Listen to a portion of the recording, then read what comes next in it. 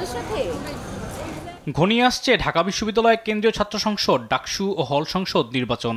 আগামী 9 সেপ্টেম্বর ভোটযুদ্ধে জয়ী হতে ভোটারদের দ্বারে দ্বারে প্রার্থীরা নিজেদের ইশতেহার আর পরিকল্পনা জানিয়ে ভোট চাইছেন তারা। এবারের ডাকসু নির্বাচনে দলবদ্ধ প্রচারের চেয়ে একক প্রচারই চোখে পড়ছে বেশি। ছাত্রদল সমর্থিত প্যানেল থেকে শুরু করে বৈষম্য বিরোধী শিক্ষার্থী সংসদ কিংবা স্বতন্ত্র প্যানেল, আবিদ, হামিম, বাকের সবাই ছুটে বেড়াচ্ছেন ক্যাম্পাসের বিভিন্ন পয়েন্টে। এদিকে বৃহস্পতিবার ডাকসু নির্বাচনে চমক দেখিয়েছে জাতীয়তাবাদী ছাত্রদল। প্রথম ছাত্র সংগঠন হিসেবে অপরাজয় বাংলার সামনে 10 দফা নির্বাচনী ইশতেহার ঘোষণা করে আবিদ হামিম মায়েত পরিষদ।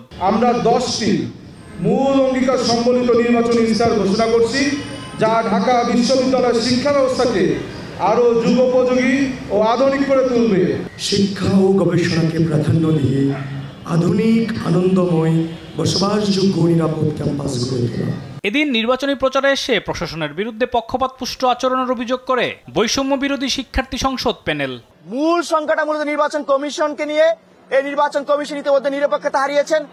শিক্ষার্থীরা আশঙ্কা করছে আসন্ন ডাকসু নির্বাচন সুষ্ঠু হয় কিনা সেই বিষয়টি নিয়ে, এবং আমাদের মধ্যেও সে আশঙ্কার জায়গাটি তৈরি হয়েছে। এদিকে বৃহস্পতিবার এক সংবাদ বিজ্ঞপ্তিতে ডাকসু নির্বাচনে সরকারের পক্ষ থেকে বাংলাদেশ সেনাবাহিনীকে নির্বাচনে দায়িত্ব পালনের কোনো নির্দেশনা প্রদান করা হয়নি বলে জানায় আন্তঃবাহিনী জনসংযোগ পরিদপ্তর আইএসপিআর।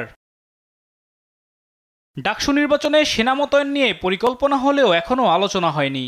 পরিস্থিতি বিবেচনায় প্রয়োজন হলে বিশ্ববিদ্যালয় প্রশাসনকে অবহিত করা হবে বলে জানিয়েছেন ডাকসুর চিফ রিটার্নিং অফিসার। সেনাবাহিনীর সাথে যোগাযোগ করার আমাদের দরকার নাই তো এখন।